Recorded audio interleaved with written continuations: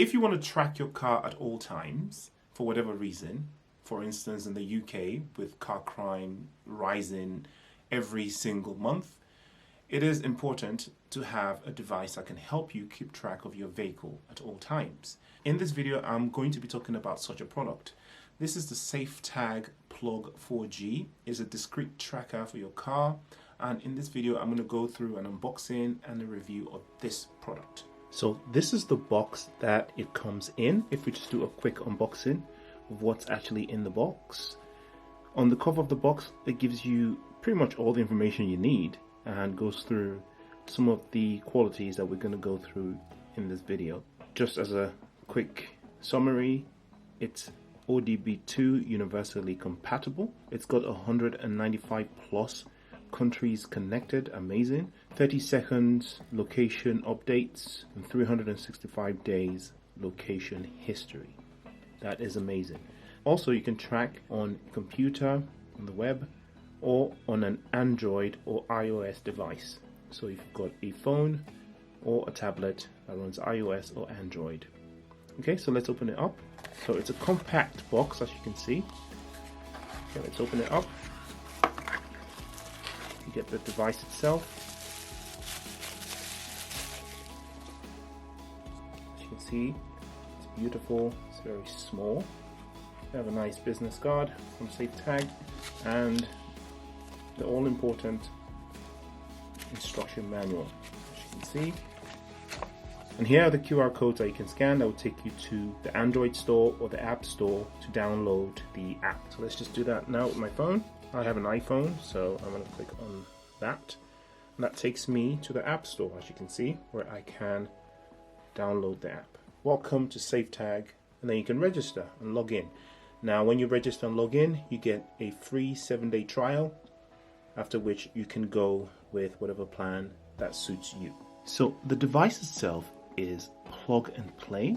As you can see there, that is an OBD-II plug, right? So any vehicle that has an OBD-II plug can be used with this device. Most modern vehicles have OBD-II plugs, which includes even motorcycles, right? So it's plug and play and it sets up in an instant. Also, because it doesn't need any wires or any complicated setup, it just plugs into the OBD-II port, and part of the OBD-II technology is that it can draw power directly from the battery of the car, so you don't have to worry about charging it first. However, it does come with an inbuilt battery that helps keep it alive in case it gets unplugged or loses power, so you'll be able to find it after the fact. Okay, also what it does is it sends you an alert if that were to happen, which I'm going to talk about a little bit later. One I've already alluded to is if this device got unplugged, you get an alert. The others are if you break its speed limit, you can get an alert. You can set geofencing, you can get an alert for that, or if your car starts and stops. Okay. With this device, you also get real-time tracking with 30-second location updates. So that's very good. Another thing that I like about this is that there are no contracts involved. So you can sign up and you can cancel at any time without any penalties or any cancellation costs on any lead times or any contract times or anything like that. Okay. And the SIM and data are included already in the subscription. So as I said before, most vehicles from recent times will have this port. So all you need to do is find that port and just basically connect like that. You can see it starts to blink and then it activates itself. You can see that light blinking. So it's so discreet that it's very difficult to find or, to notice. It doesn't stand out in any way. So the tracker itself can give you real-time updates. As I mentioned before, it does updates every 30 seconds. You can also view historical information on the website.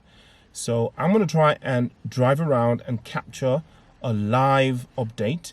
Obviously, I'll be recording my screen of my computer, so I don't, so I'm driving safely. I'm not actually looking at the machine at the same time. So I'll play a short video of the live capture of my computer screen, and then I'll go through some of the features as we go along. So there's my computer screen. As you can see, I'm blocking my tracker's ID, so you can't see it. So here's an example of a live feed. To simulate the live feed, what I've basically done, like I said before, is record my screen, the screen of my computer.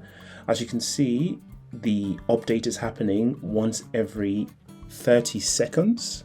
So if you just watch this from your computer or your phone, your Android device or your iOS device, while your car is in motion elsewhere, you can basically monitor what the car is doing. If you've set a speed limit, you can see the alerts if they break said speed limit. If they breach the geofence, you can get the alert as well, and you can also visually see that. I'm just going to speed up the rest of the footage so it gives you an idea of how it kept updating throughout the journey.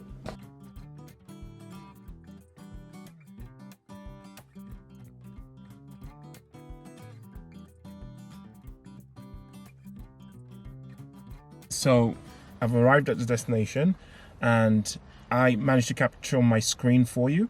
It's actually raining right now, so excuse the noise. So basically, you can either monitor live, like I've shown you, or you can then go back and look at the history. So here is the history of the journey. As you can see on the left-hand side here, it gives me timestamps of when these movements happened, the stop times, the start times, how far each segment was, how far I was going, how fast I was going, etc. You can change from miles per hour to kilometers per hour. Here in the UK, we use miles per hour. You can basically pick what you want to see. It's in the map setting at the moment. You can remove the terrain, add the terrain, or you can go to satellite view. You can have labels like this so you know where things are, or you can remove the labels if you don't want to, see the distraction.